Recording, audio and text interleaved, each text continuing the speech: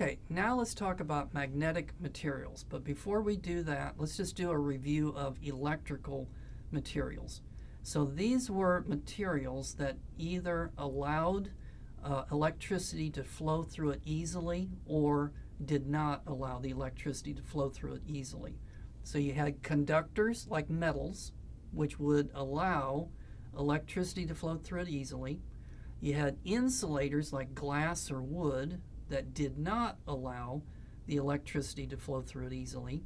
Then you had semiconductors that would allow it under the right energy conditions. And then you had superconductors that would allow it under the correct temperature conditions.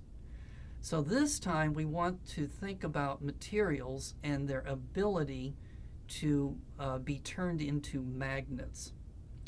And in order to understand this, we need to understand the atomic origin of magnetic fields. So where do magnetic fields originate? It originates with the atoms.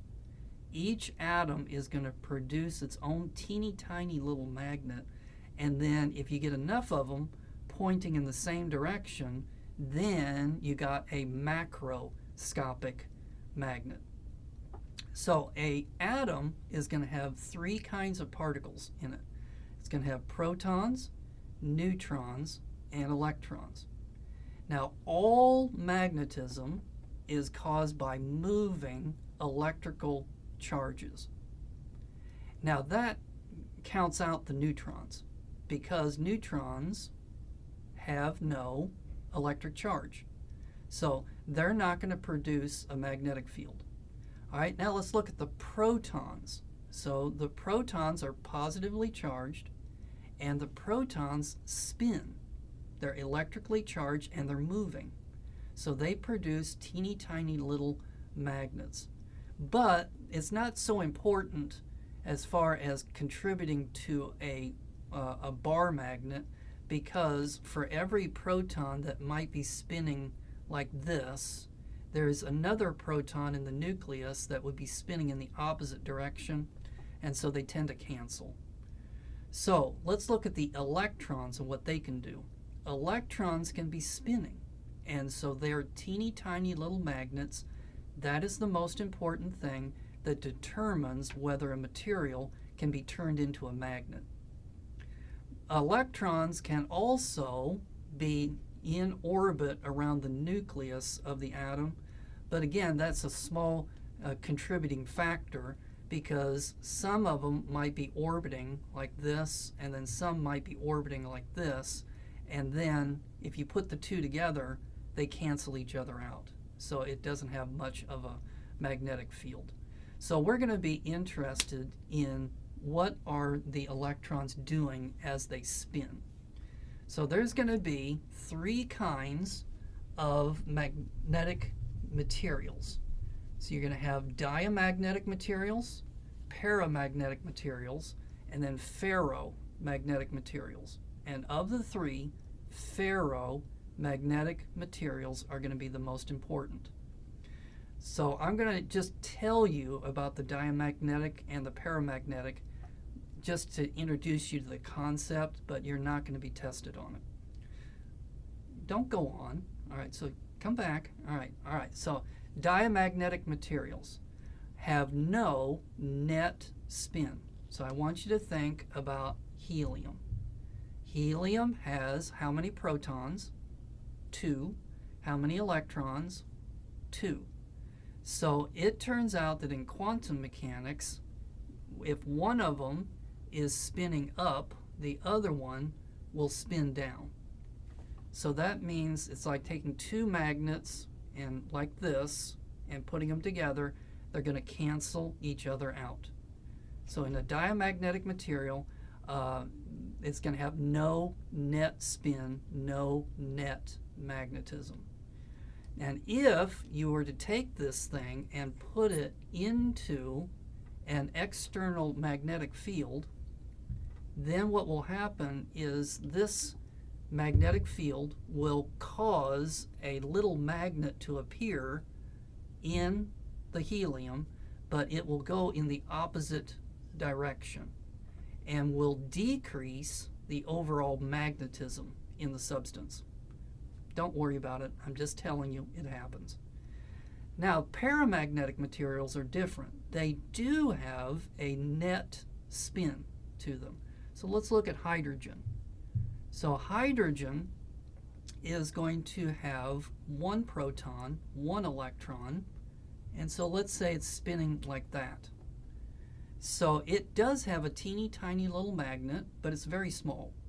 And if you put it into an external magnetic field, then what will happen is it flips and will point in the direction of the magnetic field, and so the magnetism will actually increase, but not by much.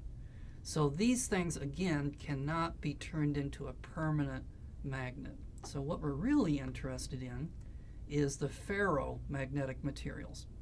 Now, notice that there are only 4 elements in the periodic table that are ferromagnetic, that can be turned into a magnet: iron, nickel, cobalt, and gadolinium. And I don't care about the cobalt and the gadolinium, but remember that iron and nickel can both be turned into magnets. So what's different about these is that in iron, it's going to have 4 electrons, 4 valence electrons, and they all happen to point in the same direction. So that means it has a very strong magnetic field.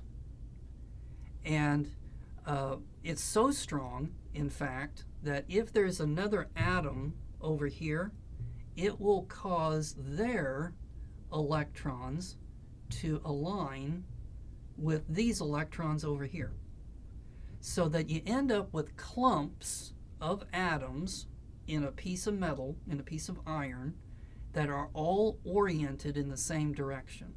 Those clumps are going to be called domains.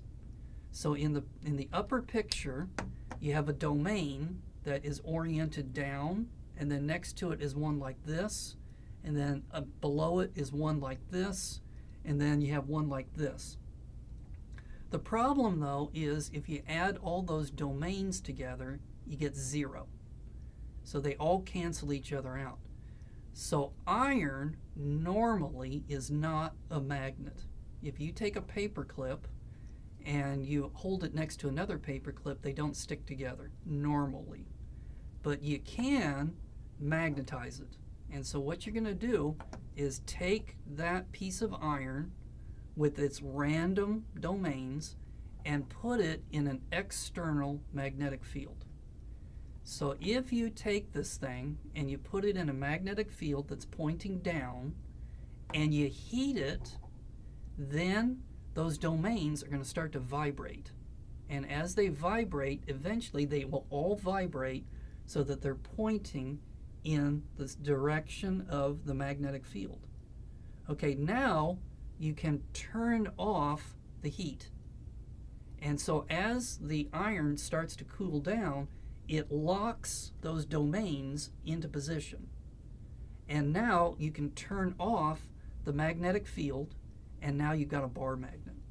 Now you can do this with a paper clip.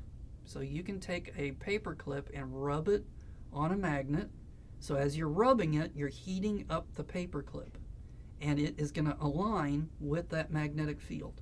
So then you can take the paper clip and you can maybe not pick up another paper clip, but you can certainly move it, and you can certainly stick to it. So this is how we make permanent magnets. And there's only 4 substances that can do it. Now you might be wondering, well, what about if let's say you've got 3 electrons. So if you have 3 electrons, what's going to happen is that one will point up, and then one points down, and then one points up.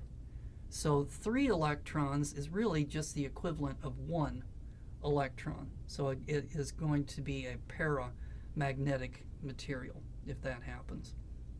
So there's only 4 of them that have this property that they can be turned into magnets.